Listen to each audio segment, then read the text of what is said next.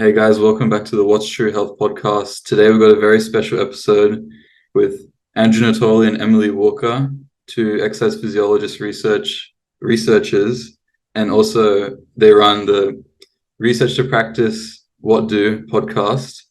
And today we're going to be going over, it's basically going to be a collaborative effort to find and understand and critically appraise research on the question, do warm-ups prevent injury? So that's going to be the topic for today, and hopefully by the end of it we'll come with a conclusion of the literature and just see where we're at and hopefully have some answers. So this will be really good for everyone who has no idea about research like us, and sort of see how to go about things, how to know what's true, and how to navigate the literature. So yeah, welcome Emily and Andrew. Thank you. Thanks for having us, guys. I like how you worked in your name there. Find out what's true. Yeah, always. Love it. Okay. So I think we should start with basically talking about our biases coming into this. So I guess we can do it in a circle. I don't know if our circles on Zoom are the same, but I guess I can go me, Henry, Andrew, Emily, because that's what it's like for me. Yep. And then, yeah, what do you think, without even looking at the research, what do you think the answer is going to be, or what previous experiences have you had that might influence how you interpret the results, right? So I'll go first. For me, it's a bit of a mixed bag, because if you told me last year, like if you asked me last year, I would have said, yeah, obviously warm-ups prevent injury. But then now I've got some bit of contradicting knowledge of some other clinicians saying that it actually doesn't really matter. So I'm not too sure. I've got sort of both sides of the coin, and I don't know which one to trust. So that's kind of where I'm at right now. Henry, did you want to go? Yeah, for me, definitely the same as you. If I looked at it back like a couple of years ago, even a year ago, I would say, like, of course, yeah, warm-ups has to be done, completely reduces the chance of injury, all that sort of stuff. But now I question it. But it's still hard to look past things like my whole experience growing up playing football, stuff like that. Every coach is like, everyone's going to warm up. Everyone's going to my whole like understanding of sort of playing sport has been around warming up first. And so if I look into it now, I would say that I don't necessarily think that it's completely ineffective, like from my current knowledge, but I don't know how effective it actually is. Yeah, I'll leave it at that. Who was next, me or Emily? Yeah, you go. Cool. I like that you brought in like how effective it would be, because that's a great way to look at it. I think straight away the things that come to mind are warm-ups of what style and for what like sports. Like if you really want to narrow it down. But if warm-ups in general, I would say, yeah, same as you guys before. Like years ago when I first started working out, I was making sure I do my static stretching because it was so important, doing the dynamic stretching because that's just as important, and things like that. I think that those things are less important now but can be useful. And I think there is a difference now based on what I know between the literature telling us what can prevent injury based on a population, and then context of ourselves, like an N=1 of what we know could be helpful. So like I know that if I jump straight to 150 kilo deadlift, it's likely going to feel like crap if I don't, warm up into it. Is that going to prevent me from an injury? I don't think so. It won't be the sole thing to prevent the injury, at least. So I'm kind of, I feel like there's a lot more to it. Like you can't just warm up and then that's it, injury prevented. But at the same time, the opposite isn't true either for me. I would say, what do you mean by prevent? And what do you mean by injury? And what do you mean by warm-up? And as Andrew said as well, like, what sport are we talking about? So I think there's been some interesting chats about prevention recently, or actually for a while, about, what are we actually saying when we say prevent? Like completely stop this thing from happening, or are we saying that it will reduce the likelihood of this thing happening? So getting some clarification on that and what you guys are meaning by prevent would be interesting, or like what the research defines as that. But yeah, similar back in the day, did my warm-ups for everything, felt if I played a soccer game straight away without moving my body or doing all of my like team dynamic stretching warm-up, I feel like I would get injured. Nowadays, recognizing how complex injury is, I still think there's a space for warming up, whether it's necessarily solely to prevent injury or it's also to get your body ready, your mind ready for this particular activity. I would say, yes, there's a place for it and it can prevent injury depending on what we're talking about.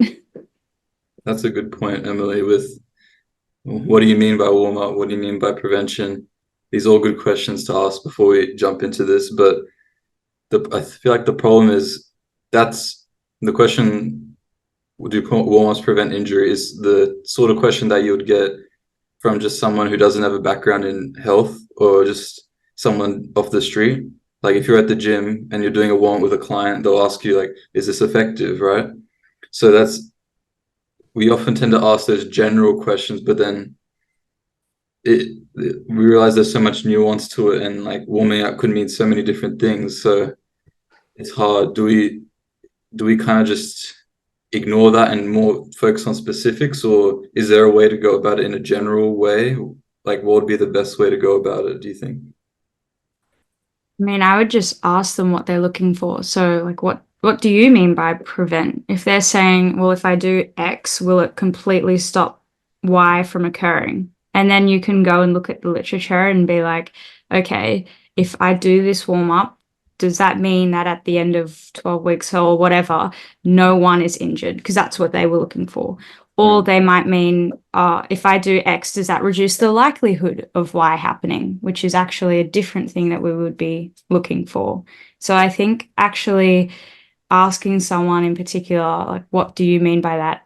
Even if it's a client, helps us really understand what they're asking and also how we can, adjust their expectations with the literature. That makes sense. Like if they're like, does X completely stop the fact of Y happening, Y being the injury, then you might be like, well, no, actually from the literature we see that it cannot fully stop Y from happening, and that's what I mean by adjusting expectations. Okay, yeah, that makes sense. Can I speak to that one point?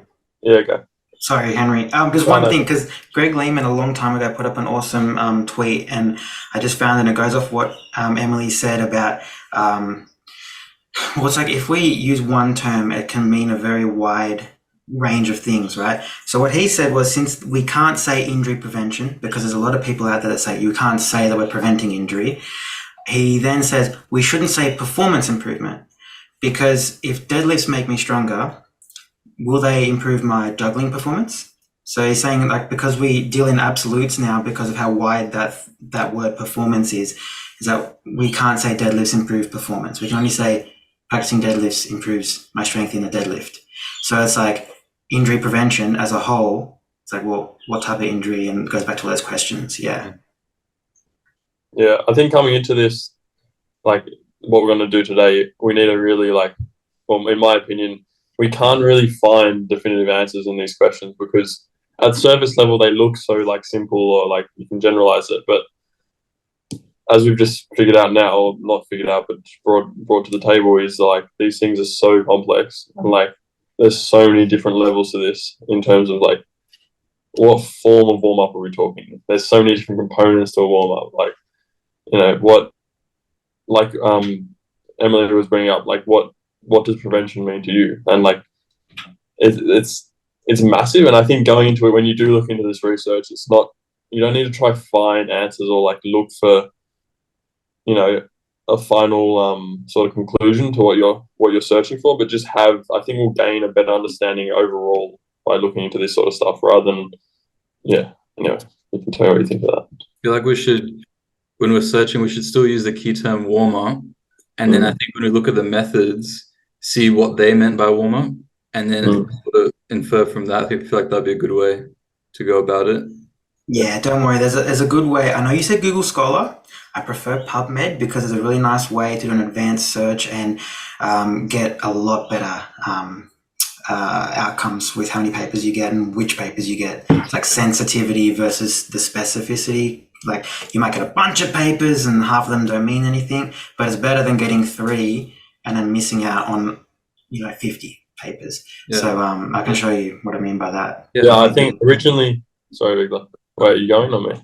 I'll just say quickly, on Google Scholar, I always find irrelevant results. I don't know if I just searched the wrong way or it's just part of it. I don't know. We'll see how the PubMed goes.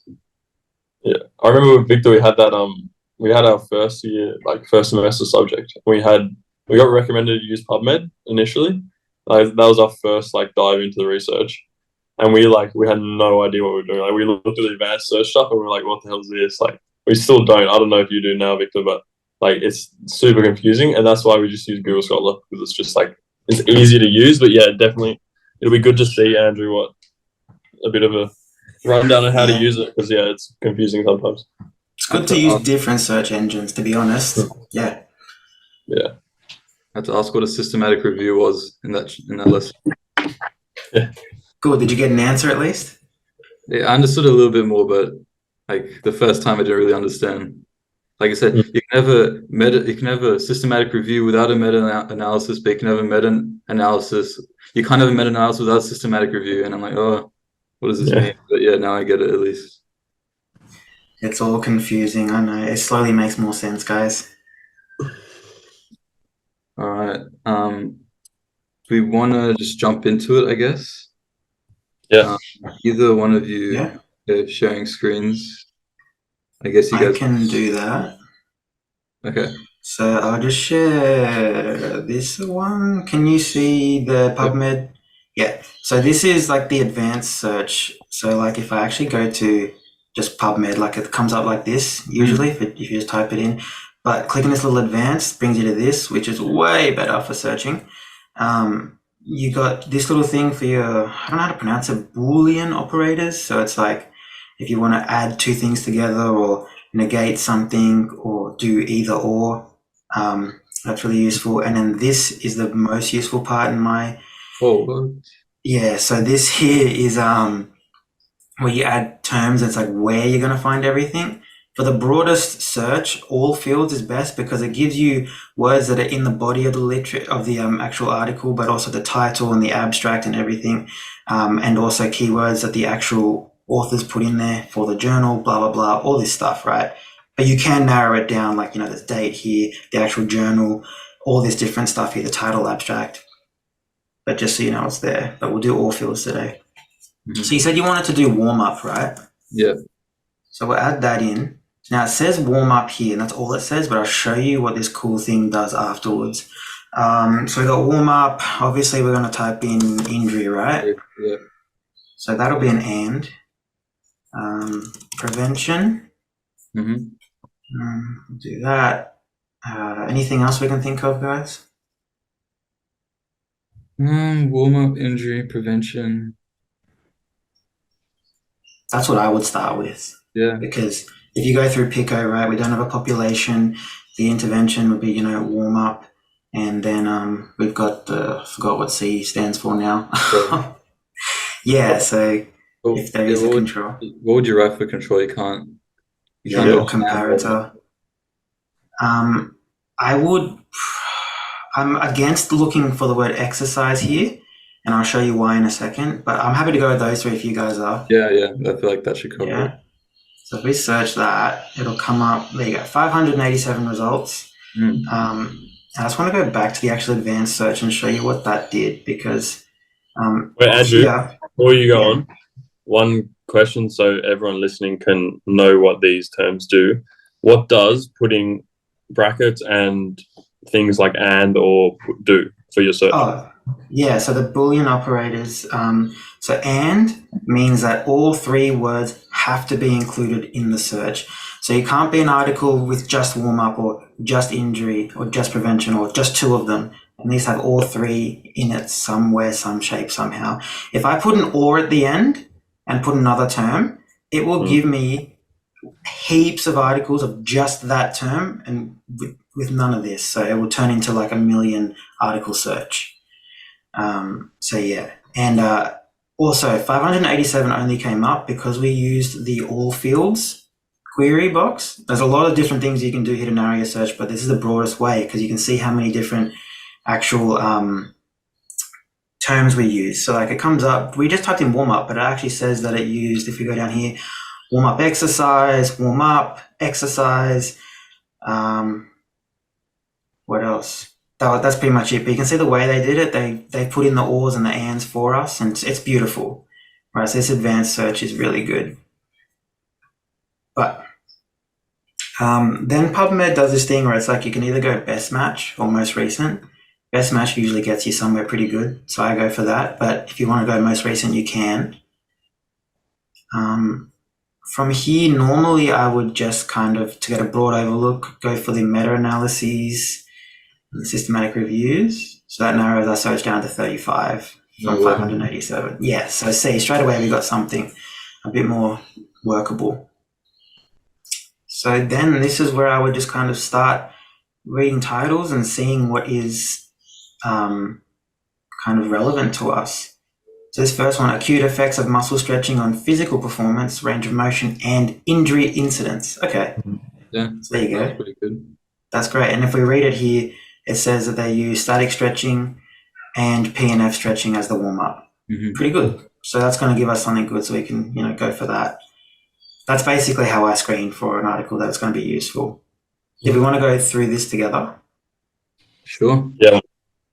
Emily. Break down how you would assess the article, sort of thing. Like, what would you first do? Yeah. I feel like can we have a look a little bit more of the other articles? Yeah, 100%. Before we kind of decide to sit on a few. Mm-hmm. So we got systematic review of the effects of upper body warm-up on performance and injury. Cool. Physical exercise for preventing injuries among adult male football players. So that's a bit more specific. So in the physical exercises for preventing injuries, I wonder if that's less of a warm-up and more of like a program. Yeah, so that's interesting. Like that. Yeah, because this is an injury prevention program, you're right. So then that one's out. Because are we talking about, specifically before we do the activity? Yeah. So then that one's out. So that's interesting. So I wonder how they got the warm-up in there for that one. That's in. It must be in the body of the work somewhere. Cool. Where were we up to? We got, here we go. Injury prevention programs. Again, programs that reduce ankle injury rates. So you can see, even though we got some good hits, still some of them are useless for our question. 5 is cool. Maybe put that in another tab. Yeah, to prevent sports injuries among children and adolescents. Yeah, that's great. And a meta-analysis too. Mm-hmm. We got the classic FIFA 11 program. Yeah, that's a good one. Yeah. Yeah, that's cool. Is FIFA 11 a warm-up thing? Yeah, so it's like the global warm-up that FIFA put out to help reduce ACL and stuff. And literally every football club you'll see in Sydney at least, or literally around the world, does it before their games. Okay. And you go into Londons and you do specific warm-ups. I literally do it for my team. That'd be interesting. Yeah, so we can have a look at that if we want. Here's one again that's more of a program because this is about mitigating the risk of anterior cruciate ligament injury. So that's obviously not just a warm-up. That's just seeing incidents. Mm-hmm. So injury prevention programs again. Yes, it's interesting how much of this we can't use. Acute hamstring injury prevention program. Again, There you go. Effectiveness of neuromuscular warm-up strategies that require no additional equipment for preventing lower limb injuries during sports participation. Cool. That might Yeah, I wonder Might what be the interesting. population for that is, but Yeah. So we've got a few now. So I've gone through 10. There's another 25 to do. But what would you guys want to do from here? yeah, I'm happy with it now. Yeah. Sick. Emily, you seemed really keen on this one. Yeah, it of looks warm-up good. intervention. Yeah? Okay. Look, seems more specific to what we're looking for. Yeah. And interesting that it's children and adolescents. Mm-hmm. Agreed. One thing I like to do is look for the amount of, because I love to just have a look at a little bit of how sensationalized the abstract is, so like spin. So I usually just jump straight to the last two sentences of the abstract. So straight away it says subgroup analyses, which is a red flag for me. But in saying that, it's a systematic review meta-analysis, so that's pretty okay. So they've got one significant moderator. Do It you might want be this. Explain why subgroup analyses is a red flag for you. Yeah. So like, yeah, go read Surgery the Ultimate Placebo book if you want to know proper. But I would say subgroup analyses are a really easy chance for people to bias their outcomes, like researchers, by p-hacking, because it just means that you can break down your already formulated protocol of like, this is how we're going to run the analysis, to then break it down to smaller groups, and you actually forced, or you kind of force your data down a certain line. And what I mean by that is, like, the best example is the flip of a coin example, right? It's like it's 26 people, 30 people in a class, they're all flipping coins. On average, there's going to be mostly heads, an even amount of heads and tails done, right, across the whole class. But you're going to get a student that has mostly heads and another one that has mostly tails, right? So if we do a subgroup analysis of that one student and we find out, oh, yeah, that student's German, we can then say, oh, because they're German, they are going to end up with more heads. So it's like you can end up with a answer that's not quite true. It's just something that happened in your sample. Yeah. So it needs to be powered to actually run that test, first of all, amongst other things. So yeah, you need to plan to do subgroup analyses beforehand and be transparent with that if you're going to do it. That's why we use the Open Science Framework and upload protocols.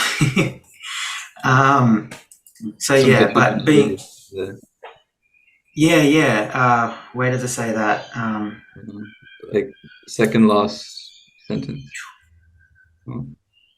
Second last sentence? Right. Yeah, so it might be the source of the heterogeneity. Yeah. That's interesting. Okay. I don't like the first sentence. Sports participation by children and adolescents often. Well, hopefully they started something. Injury prevention warm-up programs are imperative for youth sports safety. Okay. Yeah, what the? Yeah, so it's an abstract, so maybe they'll explain that more. Yeah. It's hard to get it all in 200 words. But overall, compared to the control group, the warm-up program significantly reduced the injury rate ratio of upper and lower limb sport injuries in children and adolescents. Interesting. Let's see what that means. But it seems kind of promising from what I'm seeing here, at least. So I can easily grab the full text here because I've got access, but sometimes you won't. And there are ways around that. What are you looking at? Like when you're looking at the abstract specifically, at what point would you then say, okay, let's read the full text? Like, what are you sort of looking for? What are some of the green flags and red flags, I guess? It's a great question, to be honest. Most of the time, it's just whether or not I see the methodology being sound. It's hard to tell sometimes. So like here, because it's a meta-analysis, you can see that they went through PubMed, Embase, Web of Science, Sport, Discuss, however you say it, Cochrane database. So they did a lot of databases, which is really good. And it says they only got 15 studies, which, fair enough. Sometimes there's not a lot of info. But like, let's say it was like 3 studies. Yeah. It's sometimes like, okay, is it worth my time kind of thing? And sometimes it is and sometimes it's not. That depends on the context of why you're looking at it. But at that stage, I usually just read the RCTs if it's that small. So yeah, it's a bit different for RCTs or like qual stuff if I'm reading the abstract versus a meta-analysis. Almost all the time I will still dive in and have a look at it. Okay. What about you, Emily? For qual, because I can talk more to that, the biggest thing was how relevant and related to the research question that I was looking for. Trying to think of my question now. Yeah. Maybe how many people they had, but still it's interesting to get that information in qual. So yeah, that would be the biggest thing. Do you have anything in qual that you would? Yeah. Really? Like, it's hard to tell from an abstract with qual because like sometimes I'll talk to the themes if they're a theme, sometimes they won't. Usually, like my objective is just go straight to the conclusion of the abstract and see if it relates to my research question or not. If they conclude something which is completely left of field, I'm like, not worth my time. Yeah. I mean, you can always find something useful from each article, but again, if you're strapped for time, you're a clinician, XYZ, you're going to go for the ones that are going to be most helpful first. But I know here, me and Emily differ. I never read introductions.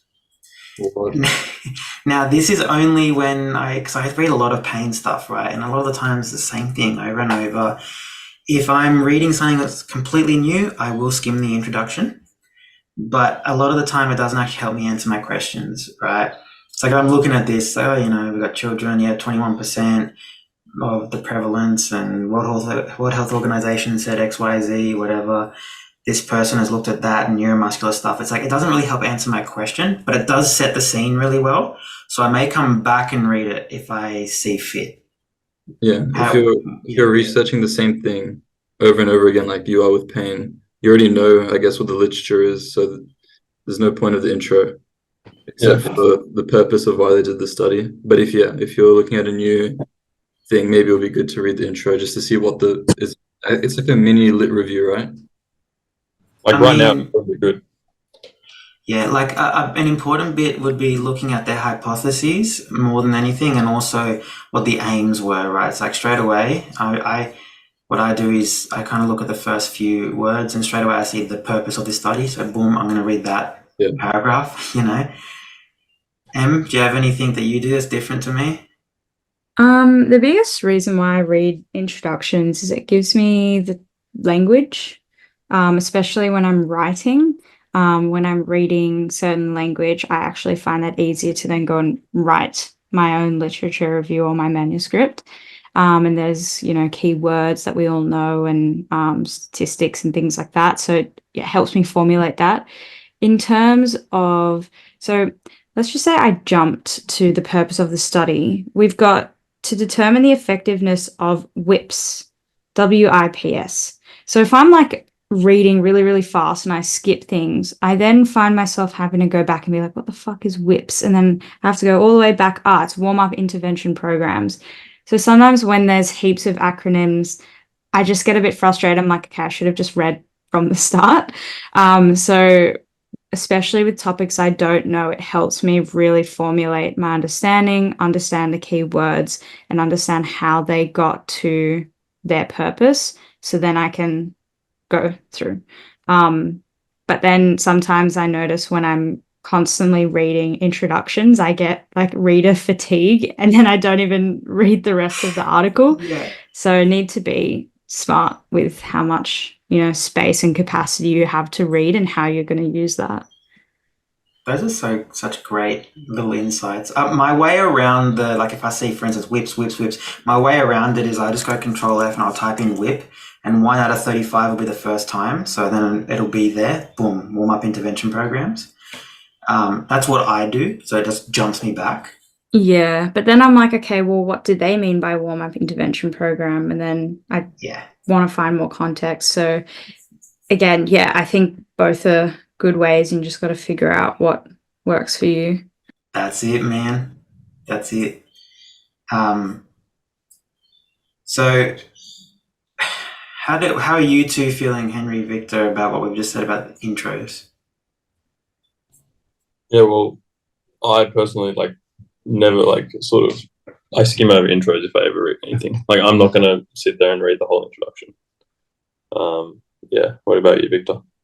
Well, I'm a bit like Andrew. I'll skip the first few paragraphs until I get to the actual purpose of the study, because it's usually just sort of what's the literature, what are some, like if it's a low back pain, it'd be like low back pain is very prevalent in our society, and then some statistic like from ABS 20%, like it's not really important, but the other part of the intro is important. Yeah, I agree with you there, Victor, and Henry too. Yeah. Okay, cool. So, well, what I would do is just read out the purpose of this study was to determine the effectiveness of WIPs, which is warm-up intervention programs, reported in the literature. So, through meta-analysis, comparisons were made between WIPs and warm-ups as usual. So, as usual just meant only running and stretching. Interesting, because what about weighted warm-ups, right? So again, a bit different. Yeah, so I guess we'll get to that in the methods. Yeah, it's the next one. Yeah. So then we got specifically the research focused on 3 kinds of WIPs, which included comprehensive, neuromuscular, and balance warm-ups. Cool. So in addition, the moderating effects of participation. Yeah, so moderating effects is a different kettle of fish, but they looked at that. That's good. The background, so the settings and sport type, that's really good. They looked at that. And then WIP variables and characteristics, so the content, compliance. Interesting. Okay. On injury risk reduction, so that's how they went through a lot of different variables here. This sounds good. Good choice, Em. It looks like they're only comparing WIPs to only running and stretching, which it's good to find out the answer to that, but then it doesn't really answer the question of like if we wanted to find out warm-ups versus nothing, right? Yeah. Because they're still doing stretching. So the thing to look at here would be that we're talking about sports injuries, which usually they're looking at like team sports and social things. So it's like that makes sense for them to look at just those 2 things, because when you're doing a meta-analysis, you really need to be as narrow as possible, because think about all the other variables they're looking at as well, the moderators, characteristics of WIPs, and then the 3 other backgrounds, so settings and sport type, right? There's a lot to look into. So if they did find a positive trend towards WIPs, right, and that WIPs are effective, we can't say that WIPs are better than no warm-up. You could say WIPs are better than only running or stretching, right? If they found a difference in this? Yeah, if they found a good result for WIPs. Yeah, so are you saying we can only say it to what they compared it to, which warm-up as usual is only running and stretching? Yeah. Yeah. Which goes back to what me and Em were saying before, what type of warm-up, what sport, what is an injury, all these type of things. Cool. Okay. Ideally, we'd want a study that has a control with basically no warm-up, so then we can have a comparison between say a warm-up and, do you think, or no? I think it would be okay to go through this just to see, like, find out are WIPs better than only running and stretching? Yeah. An avenue we could take. Yeah.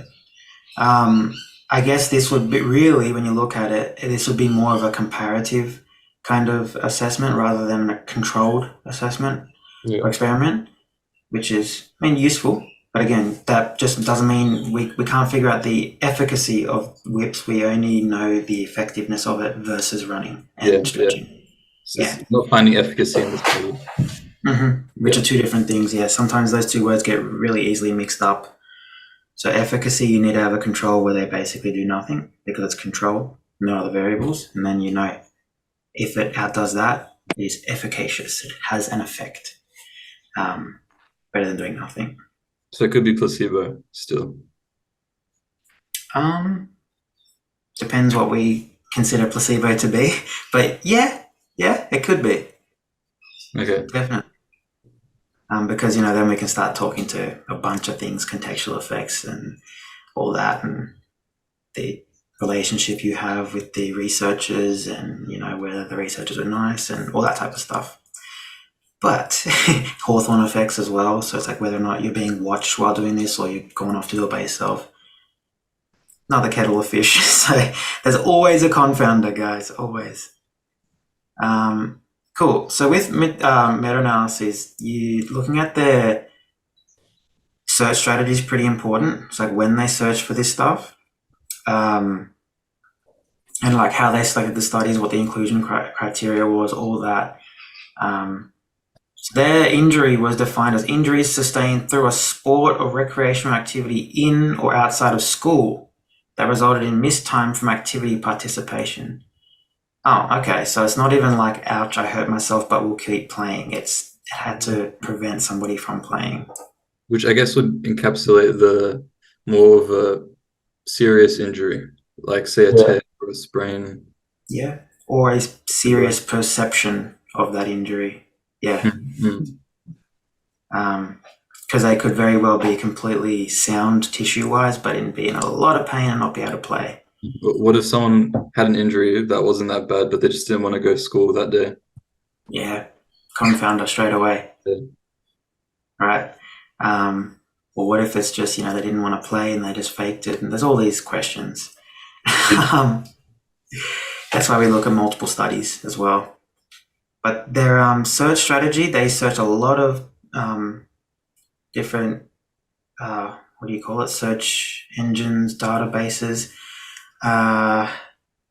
They used Prisma, which is awesome. So that's the preferred reporting items for systematic reviews and meta-analyses, which is important. So that's a checklist that they go through to make sure they report everything properly. So it's good that they put that in.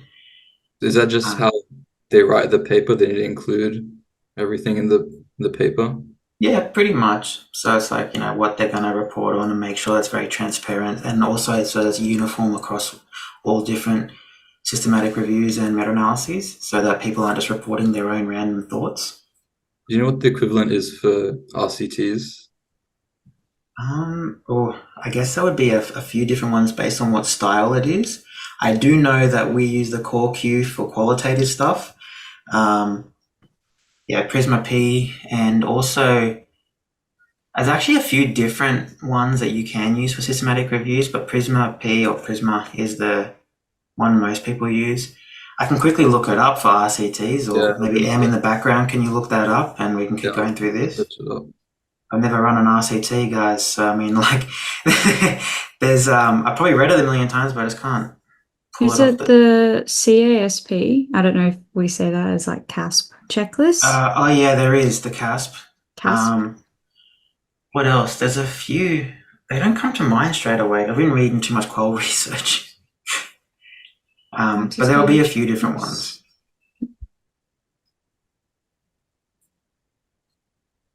Yeah, there's a couple of them, but yeah, rattle them off. What do they say? No. They're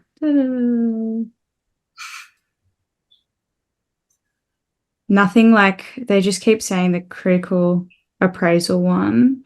Yeah. Yeah. It's fine. Core Q is but yeah, there'll probably be some out there. But selection of studies. So they included them if they contain original data. Yep. With the full text paper published. So if they investigated the outcome of sports injuries, including school sport and non-school sport settings. Okay. Evaluated an injury prevention intervention. Yep. Including neuromuscular, comprehensive, or balance. So it's one of the three, not all of them, in each RCT. So then they include sports participants, 18 years or younger, the analytical study design, was RCTs or cluster RCTs, peer reviewed, yep. And the exclusion criteria was that if it was non-randomized controlled trial, if it was a case report, if it was a published abstract or a conference proceeding. So basically, the lesser things on those hierarchies, that pyramid hierarchy that they go by. And if the participants were university students above 18 years old, or there was no control group in them. Okay. Or if there was no outcome of the school sport. That would make sense. What's a cluster RCT? Yeah, I was going to say that. That's such a great question. I guess it's when so it's a thing to do with the way they randomize and also the sample. So they will do a cluster of different people, like in one group. Emily, can you look up the actual definition? Because I'm going to butcher it. But basically, they group people when they randomize instead of randomizing each separate person. Yeah. So in which pre-existing groups called clusters of individuals are randomly allocated to treatment arms. Yeah. Mm-hmm. Right, Does that make sense? Random. Wait, say that again, Emily. Sorry? Yeah. So a cluster RCT or CRT apparently is a randomized controlled trial in which pre-existing groups called clusters of individuals are randomly allocated to treatment arms. So for example, clusters may be clinical practices or schools. Oh. So you might have a school and then have like 20 kids and then just say your control group, your intervention group, and randomly that way. Okay. Yeah. Cool. So then the actual data extraction, this is where it starts to get juicy, at least for me. So they had 2 reviewers. Excellent. You need at least 2. And they used specially designed standardized data extraction table. Excellent. They extracted data independently, then compared the extracted data to ensure consistency. That's really good. So they checked over their stuff.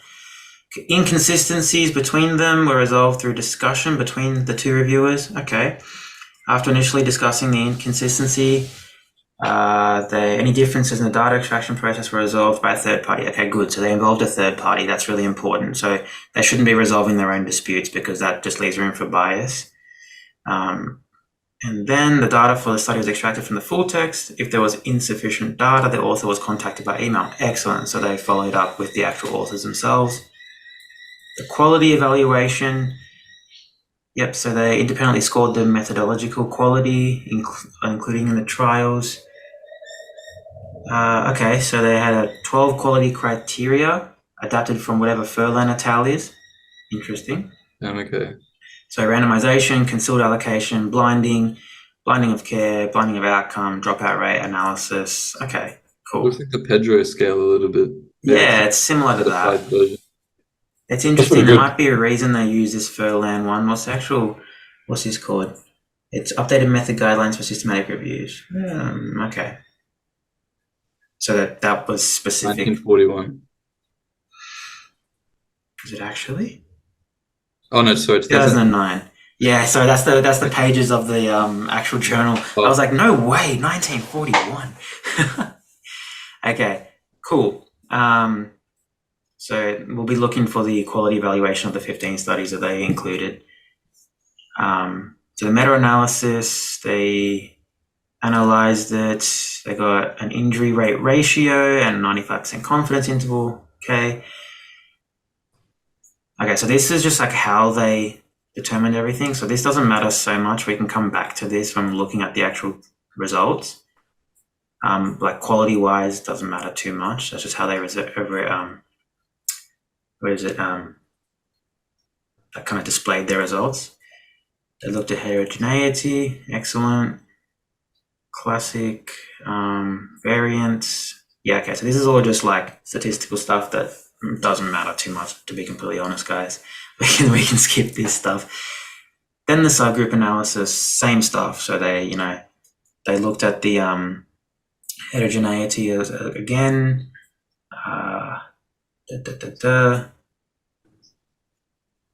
Publication bias, funnel plots were used to detect it. Okay, that's excellent. Good. What are funnel plots? I don't know if they show it here.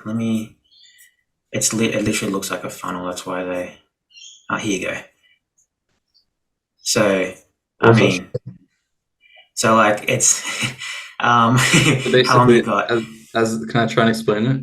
Yeah, go for it. As the quality of the evidence goes up on the left, right? Standard error. Yeah. I think that's like a measure of precision or something. And then Yeah. as that goes up, you're getting closer to the truth, quotation marks, right?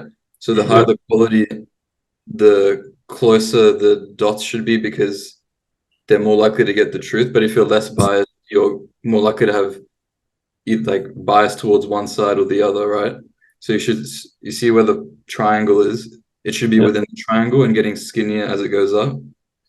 So, and that's how you look for publication bias if one side is missing or something like that.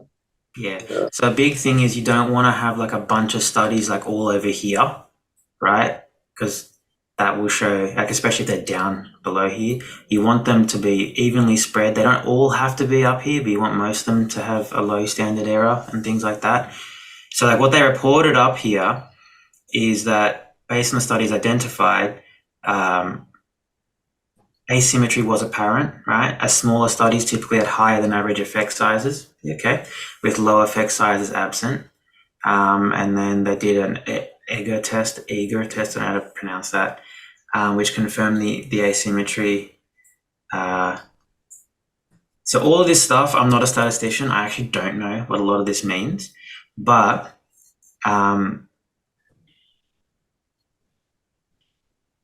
yeah, I'd actually have to look into that a bit. I wouldn't say it skews things and makes Looks okay. I wouldn't say this like means like the outcomes are invalid or anything.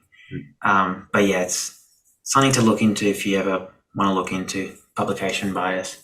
It is interesting that they even looked into it because some meta-analyses just don't. Cool. So if we go back to so heterogeneity, subgroup analysis, publication bias, sensitivity analysis. So they adopted two methods when choosing different statistical models. Test the difference between point estimation and interval estimation of pooled effect. Cool. So more statistic stuff, honestly, that's not too, you don't really need to go too far into this stuff. Like if you really want to know this nitty gritty, you can, but if you want to know the answer to our question, if you go into this stuff, you're never going to get an answer basically because statistics, not even p-values give you the answer. It's always the chance of it happening. So do you know what a sensitivity analysis is? Because I keep seeing it. Yeah. But I don't know. So it's basically the easiest way to think about it is you've got specificity and sensitivity. So your specificity is how well you can actually acquire the correct data. No, sorry, how much you can acquire of the data. So like, has your search gotten everything, right? Captured everything, and then within that search, how much of that data there actually gives you an answer that you're looking for, kind of thing, like how much of it is usable, or it's, that's not I'm trying to think of a really simple way to put it.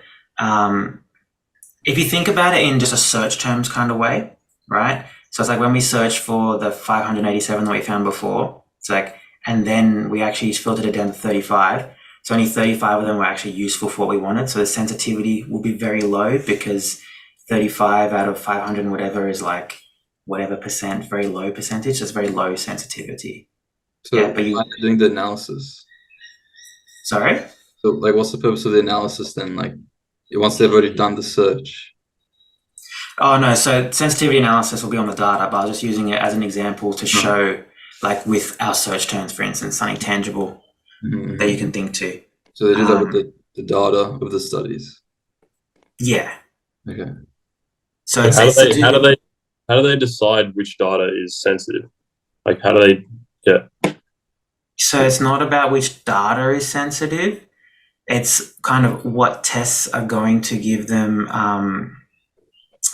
the correct answer for the pooled effect. Because the thing is, in each RCT, they look at different things, and that's where heterogeneity comes into it. So it's like, well, they look at such different things. Are the tests that we run going to be sensitive enough to even capture and answer our question? Mm-hmm. Okay, and Yeah. Yeah. Again, statistic stuff that we don't need to dive into, but that's why you just read what the authors say. And if they say it's got a good sensitivity, then it's likely okay. Yeah. Cool. So now we can get into the actual results, right? So they came up with 2,000 results. Then after disputes, they removed. Sorry, after duplicates were removed, they got down to 1,500 thereabout. Then they screened them and got down to 400. So screening them is like after they've actually searched them, kind of what we did, what's relevant. They threw away most of them, so 1,157 they didn't need or couldn't use. Then out of the 400, they could only really use 52 based on their own criteria. And then what was included was 15 because within that eligibility criteria, they couldn't use 37 because of A, B, and C here. is it a red flag if they don't say why they got rid of studies? Because I've seen that once on a paper. Well, what do you mean by if they don't? Like, what have they Like said? literally, they had the on the right side, the rectangle, but there was no reason. It just said like we removed 10 studies. Yeah, because then they could be removing ones to suit their point or something like that. Yeah, they could be. So that comes down to, so sometimes people will run another review in like a year's time or whatever it is and do an update. And if they get different articles got based off the same criteria, then you know it's wrong. So, but ultimately they will publish and have to make public their search terms. So, I mean, you can go and run the analysis and not the analysis, the search and see what you come up with if you really want to. But you kind of do have to trust them because it has been through the peer review process and all that to get to this stage. Would you say the peer review process is quite thorough, like in terms of like providing us with a very sort of depends what journal it's coming from. Yeah. But like generally, do you think? It depends what type of research you're publishing and where and why. Because like sometimes you just get reviewers that don't give good feedback that's useful. Sometimes you get editors that have an agenda and they just reject it without even looking at it because they don't like the topic or doesn't fit what they want, things like that for the journal. But if it's made it through peer review, it's pretty stringent. Yeah. Okay. So I would say trust it, right? And this is why once it's here, we then analyze it like we are. Yeah. Cool. So yeah, risk of bias. I don't like when I use these pluses and minuses. It makes it way harder to look at. I like it when it's like green, red, yellow. Yeah. But overall, all 15 studies scored at least 6 out of 12. Okay. Yeah, but so they can be considered high quality? No, surely not. Depends on what they're Like looking 50%. at. So it depends because there's weight, right? Oh, okay. So it's like, randomization might only be so much because it's more important that they actually have an analysis according to the allocated groups, for instance. And it depends on how this tool works. I just assume they're all weighted equally. Wait, how's that work? That's confusing. That table.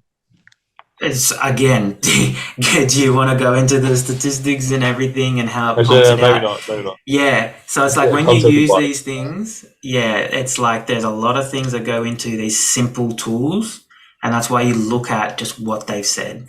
So it's 6 out of 12 means it's high quality based off of this tool. If we use another tool, yes, yeah, right, okay. Yeah, it might not be.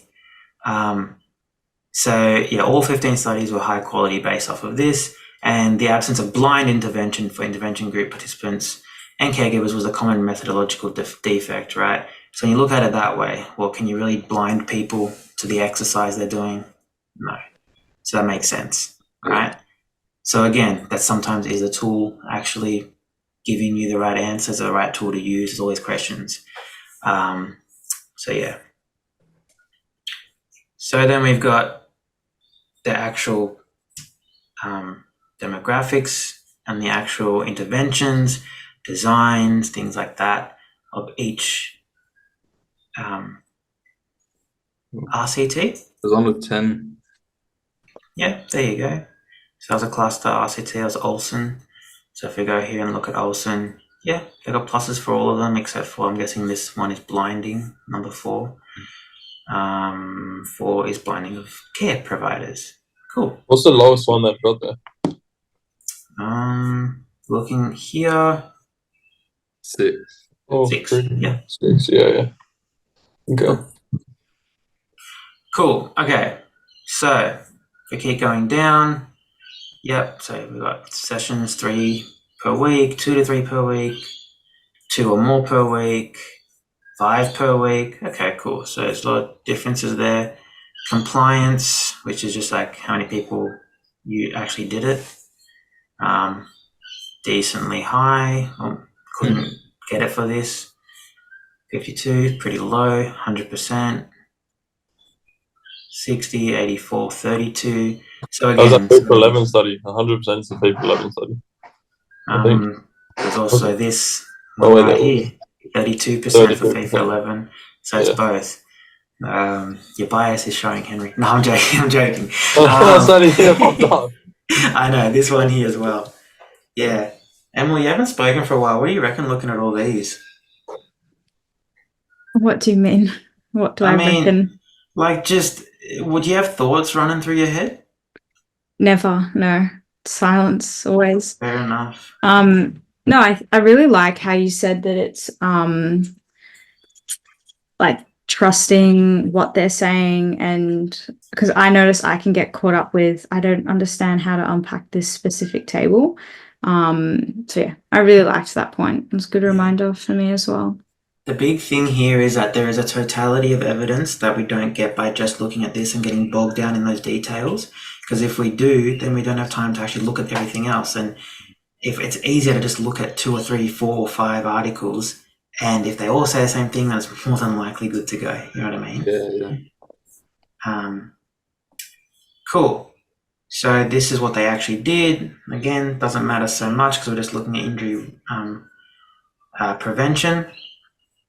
Cool. So here they mostly, except for 1, 2, 3, 4 studies, favor WHIP. Pretty good. Okay. Publication bias again, something else. Subgroup analyses. What do they look for? So the different subgroups are middle school, primary school, sex, school-based injuries, different levels. That's so sus. Surely that's so sus. Yeah, Why would sus you how? do setting, sex, age, level? Like, it looks like you're just trying to get good results. Yeah, Especially so super necessary, right? because I mean, if you look here in middle school, their p-value was really significant. In primary school, it wasn't. But then it's also like, look at the number of studies, only 3 in primary school and 12 in middle school. So it's like, it'd be nicer to actually see how many people were in that rather than just the studies. Because then you could answer more about why that's the case. What's the heterogeneity in the actual meta-analyses? Can you scroll up? Overall, you mean? Yeah. Did they have that before? Did I skim over that? Risk of bias. Yeah, no, I think we haven't quite got to that. They show it, the heterogeneity in the subgroup analysis here, but injury ratio. Oh, here we go. Yeah, so the Q value of 78.74. So yeah, they were all pretty different. So then what do you do when you like see I-squared of 82 suggested there's large heterogeneity in subgroup analysis? Like, what do you do with that information? Do you just disregard? No, never just disregard. Understand that everybody's going to be different and just see what this says, right? So high heterogeneity, but even with that heterogeneity, it still favored one side. But then it's like, oh, okay, it could just be completely random because it's not consistent. So this is where it's like, yeah, all that. So okay, heterogeneity means that they had like different methods and like possibly different populations, right? Yeah, all of that. So if all those show like favors whip, it doesn't mean that it's necessarily like biased. It's just they had different methods, but all those methods like might have been good quality. Yeah, exactly. It's just that you can't take one answer from this meta-analysis because they all tested a little bit differently. And that's where the subgroup analysis actually becomes more important, because if you look at the different styles of testing, then you get a better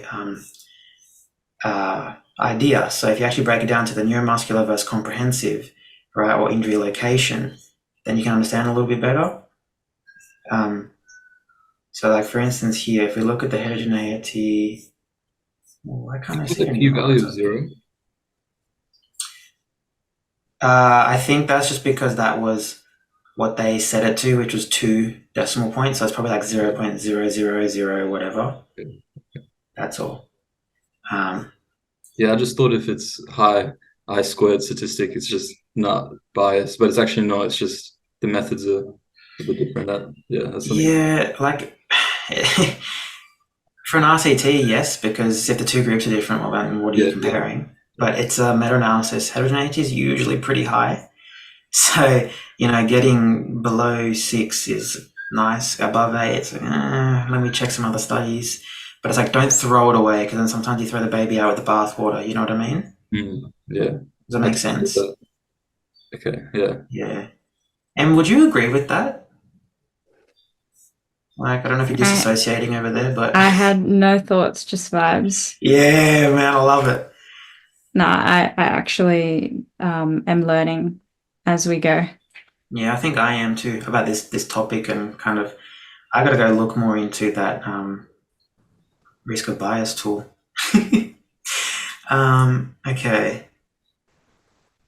Yeah, see, this is interesting here. The sensitivity analysis says performed for all included studies, and the fixed effect model was random. Yet the interesting part here, well, they deleted the maximum and minimum ratios. I forgot what IRR stands for, injury reduction ratios, and pulled the overall odds ratios. Okay. So they're just saying after they got rid of the two extremes, it still remained similar sensitivity. I see.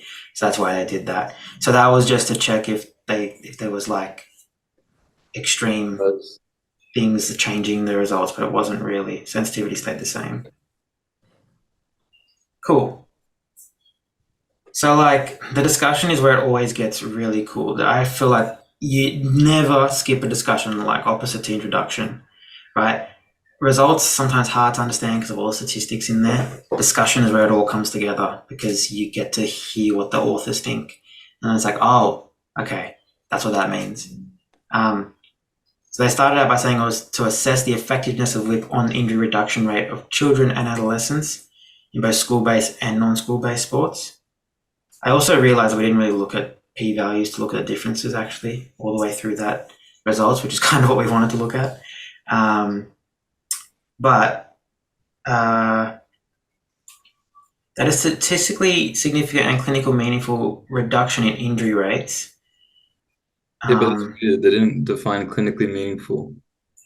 They might have. We might have skipped over it in the methods, to be honest. Like, if I just look up, oh, they don't. So what does that even mean, right? Yeah. Like, clinical, yeah, they don't. What does clinical meaningful even mean? There you go. Damn. All right. No MCID. So that's kind of shitty. Yeah, so the warm-up is a series of physical exercise performed before a more vigorous exercise. Yep, passive or active. That's great. I'm skimming here, guys. So if you see something that stands out, let me know. 15 studies where strength, aerobics, balance, and stretching, self-protection skills, and specific sports movements. Cool.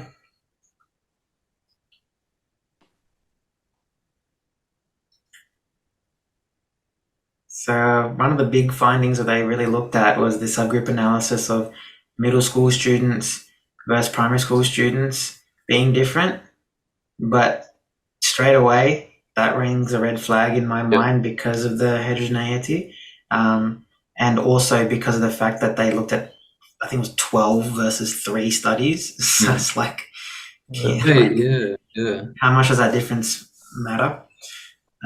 So this is where the critical analysis comes in more. They talk more to subgroup analysis, saying that neuromuscular was better than comprehensive. I need to go back and look now. Again. Cool. The other thing was bad. I remember the stats. The comprehensive was really bad. Yeah. Like, and also again, if we look at the adherence in most, like I think half the studies was like 60, which is like half your population almost, right? So it's like didn't do the warm up. They say clinically meaningful if the adherence is 60%. Yeah, see, to me it should be like freaking 80, 85, but that's just me. Yeah, so let's see what they concluded after all this. So when synthesized across 15 cluster randomized controlled trials, the injury reduction ratio of the warm-up intervention group was significantly reduced by 36%, okay, compared with control group or the warm-up as usual group. Wait, so there is a control group? No, the control is warm-up as usual. Was the running and the... Remember at the start, they talked about running and stretching? Yeah. So this does a little bit better. So the odds ratio is 0.64, so they don't use an actual effect size. Odds ratio is decently big, not massive, but still good. I wonder what they say the implication are. So results of the current study provide some insights to guide the development and implementation of effective whips in the prevention of sports injuries. Yeah, okay.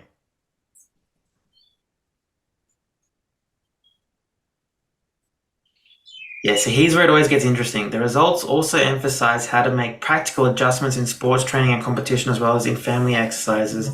In general, clinical and sports practitioners can recommend and implement the whip as a part of injury prevention strategy. So then they zoom all the way out. Yeah. That's very broad. That's a bit of a stretch, I think. Yeah. So also, it's only reduced it by 36%, right? I think so that's the time. Yeah. So from the poor kind of quality evidence that they have, there's only a 36% reduction. And we can't even tell if that 36% reduction is even accurate. There's valid and then there's accurate, right? So that the limitations here,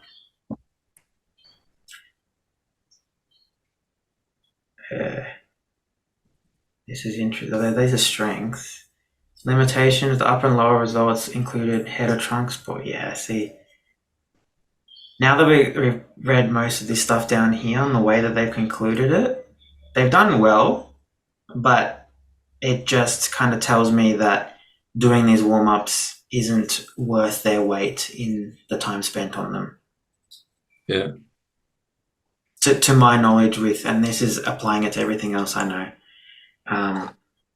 So like that just took a while for us to do all that, right? So like you can see how hard it is to critically analyze things, and this is why I skip over a lot of the stats, because a lot of it doesn't matter. Because at the end of the day, we could have just gone straight to the discussion and been like, there you go. What I'm feeling is like a bit of uncertainty with this paper. Yeah. Like there's no, I don't feel like really confident about the findings. It's just like a bit like an uneasiness of like, oh, I don't know whether to trust this or not. That's sort of where I'm feeling after reading all that. It's like I don't have a definite answer, but I know a little bit more now. Yeah. So you know that it's going to be somewhat useful to do a warm-up program of some sort, because the pooled, the pooled answer result showed 36% reduction. But then straight away, if we go look at something else, it's like, is it even efficacious, right? Effectiveness comes after efficacy. We need to look now at if it's even worth doing at all, let alone is it better than a stretching or a aerobic warm-up program. You see, but in the meta-analyses, only 2 studies were like sort of evaluated that it was ineffective. The rest was sort of Oh, they were still pretty close to the middle, the one. They were all, so these two So three, yeah. Yeah, so we've got 1 here, 2, 3. This one's sorta, but yeah, So there's a most little of bit them. of a benefit, but like who knows how much it actually is. Well, it's 36%, but again, it's like 36% based off this data. If we go effective or specific exercise based on football injury prevention programs, right? This is FIFA 11. We look at just that, might get a different answer. We look at just neuromuscular warm-up strategies, right? Might get a different answer again, right? Yeah. So then here is where I'd be like, this. So now we've got like a broad perspective, right? So this is where I would go back, and now I'm like, okay, cool. Now, oh my gosh, yep, that's exactly what I wanted. I will do RCTs only, right? Mm-hmm. Because I'm sorry, it's going to load a million times. So then we've got like 113 RCTs, Yeah. right? So yeah. So at what point would you visit the RCTs? Like, for example, if you had a question like that, would you just skim through the systematic reviews and meta-analyses, or like at what point would you actually want to look further into the RCTs? Well, so this is now to answer the question of, is it efficacious? I want to find a control group. So, like, because we couldn't find meta-analyses that, that showed, like, that studied if it was efficacious. Now we're going down on the totality instead of meta-analyses. We're now looking at RCTs. Is that right? Yeah.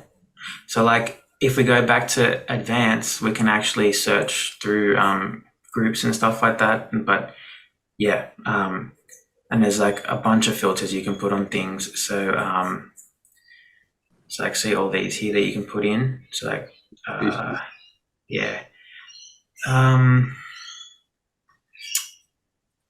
Yeah, okay, so it's not, so it's observational study. Yes, that is what we want. Yeah, so we can't actually get control because control can be different, as you just seen. It's not actually control all the time. Yeah.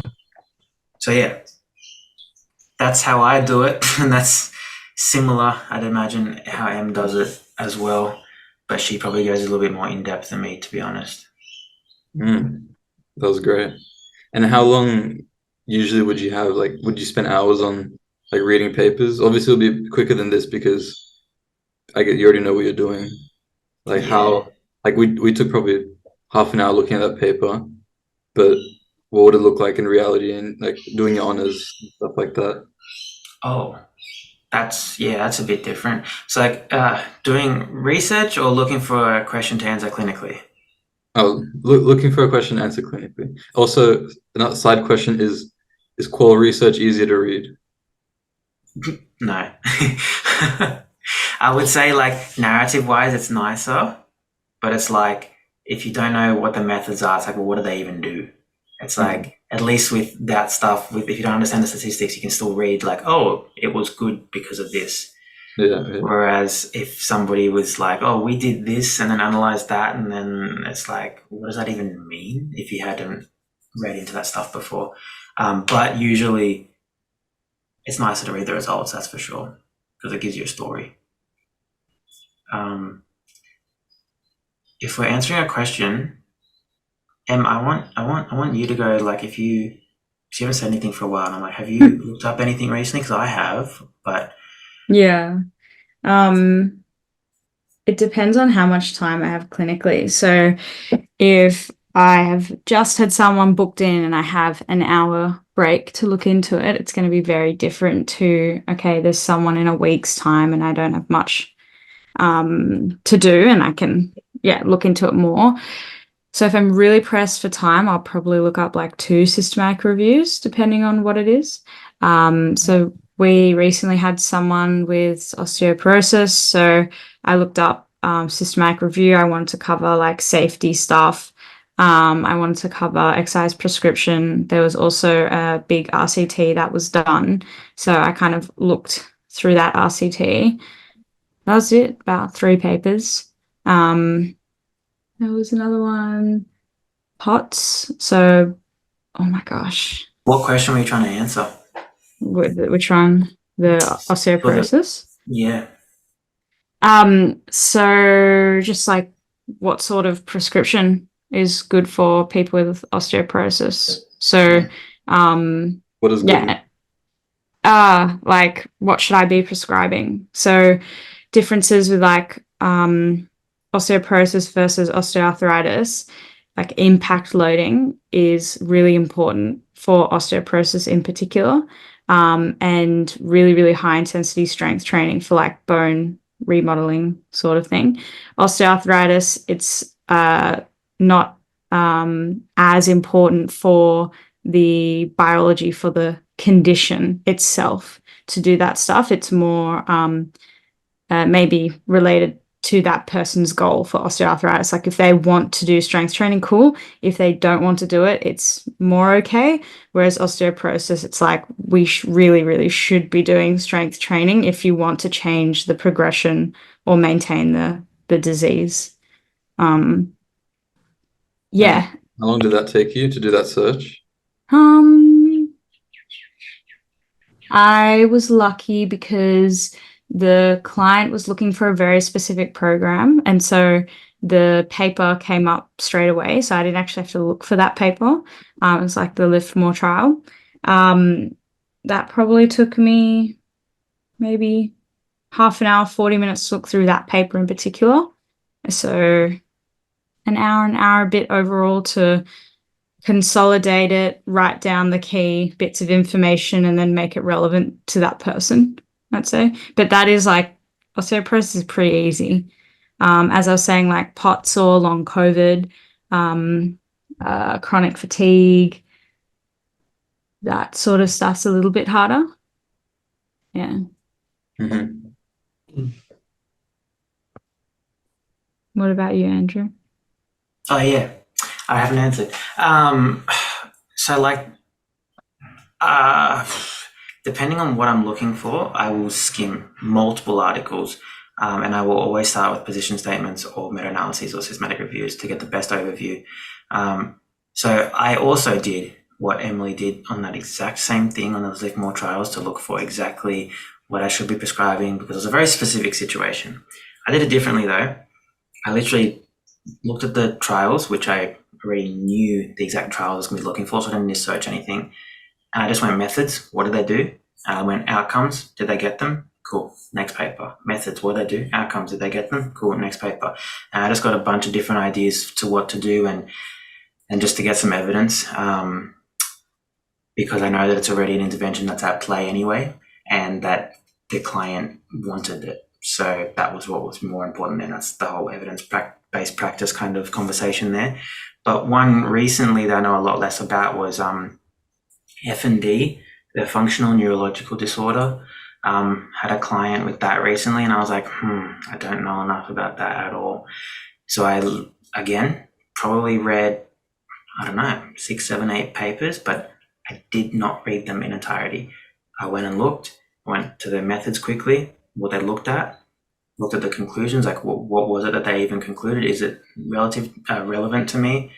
And what was really important was, okay, what are red flags? What is prescribed for them? And I had a very narrow search. It was exercise-based things for FND in, well, actually I didn't care about the population, to be honest. But so it's specific to exercise, what to prescribe, and red flags to look out for, and also specific tests for FND that you'd want to check in on. And that probably took me half an hour just to look over a bunch of different things and skim through them. Like, I do not go in depth if I'm just trying to find answers for a client, because there's no need to. And also, so obviously we basically just did a group research session, right? Do you usually do research by yourself, or have you ever had a situation like this where, like, you've talked to a colleague about research, or like if you're stuck on something, would you would you have a call like this, or like what would you do if you don't know something, or like look at papers with someone else? Yeah, I usually just text Emily. What do you think of this? What does this mean? I think this, and we usually bounce ideas off each other. But journal club's really good for that exact reason. But otherwise, I do most of my reading alone. Some places have like a weekly in-service where someone presents a topic on something. We don't have that, so that's why we kind of just go in between and we look at it ourselves because I think, feel comfortable to do that.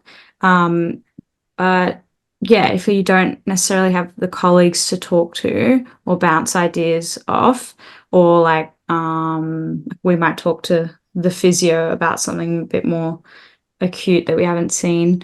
But yeah, can always. Apologies. Wow. Yep. Yeah, just go to discussion forums as well. So like TKX search bar, like podcast snippets on a research review. If you can't, talk to people at work or someone you know. Definitely, yeah. Those are great ideas because sometimes I get stuck, and obviously I pester you guys a lot about questions, but yeah, I feel like if I didn't have that, I'd be sort of screwed. Yeah, and it would be hard. Especially uni didn't teach me anything. So yeah, having people to talk to is really important. Yeah. It's difficult when you're curious and you don't have that curiosity like quenched, right? The biggest thing that I've learned through doing my own study is narrow the scope. And when you've narrowed it, narrow it again. And when you've narrowed it again, do it some more, because it can never be narrow enough. As in the search terms. Yep. And what you're looking for, stop asking broad questions and you get better answers. Yeah. And did you have any sort of final remarks before we end the episode? I like listening and hearing to all this stuff. It's pretty good. Seeing how it can be translated into like an example of how you guys use this evidence is great. Yeah. I'm glad to hear that. Oh yeah. It was so good. This podcast exceeded my expectations for today. So I'm very happy. And I learned a lot, especially about the heterogeneity. That was probably one of the big takeaways for me. I definitely approached that wrong. But yeah, I guess thank you so much, guys, for taking the time to teach some students about research and how to navigate it. I'm sure you have better things to do, but we appreciate you taking the time, and thank you so much.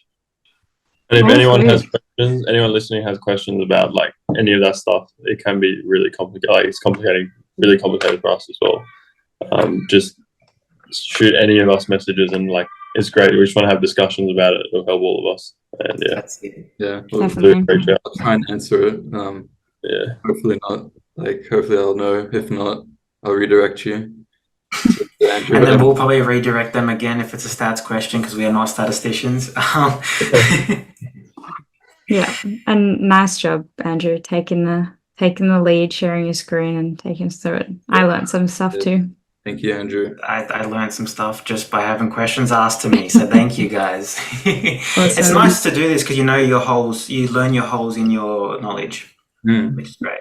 Definitely, and I guess your bias is less of an influence because you got other people with other perspectives as well. Yeah. Yep. Cool. So thank you everyone for listening to the What's True Health podcast. We'll see you next week with hopefully another episode. Thank you.